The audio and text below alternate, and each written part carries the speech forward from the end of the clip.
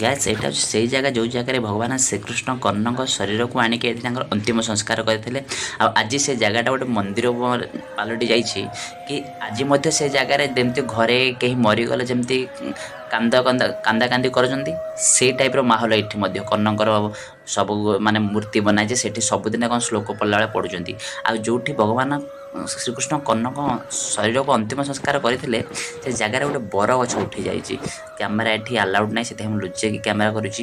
ଦେଖନ୍ତୁ, ଛୋଟିଆ ବରଗଛଟେ ହେଇଯାଇଛି। ଆଉ ସେ ବରଗଛର ତିନିଟି ହିଁ ପତ୍ର ରହୁଛି। ଧରିନିଅ ଗୋଟେ ପତ୍ର ଅଙ୍କୁରିତ ହେଲା, ତଳପଟୁ ଆଉ ଗୋଟେ ପତ୍ର ଛିଡ଼ିଯିବ। ଦେଖିପାରୁଥିବେ, ତିନିଟି ହିଁ ପତ୍ର। 5000 ବର୍ଷ ହେଇଗଲାଣି ଆମର ଏ ଘଟଣାକୁ। ଏବେ ମଧ୍ୟ ଗଛଟା ଟୋଟାଲି 2-3 ଫୁଟ ଉଚ୍ଚା ହେଇଛି। ଆଉ ଏ ଜାଗାଟା ସୁରତର ତାପି ନଦୀ ସାଇଡ଼୍ରେ ଅଛି, ଗୋଶାଳା ପାଖରେ। ଏ ଜାଗାକୁ ଗୋଶାଳା ନାମରେ ପରିଚିତ। ଆଜି ସେଇଠି ଯିବେ, ଦେଖିବେ, ବହୁତ ବଢ଼ିଆ ଲାଗୁଛି ଜାଗାଟା।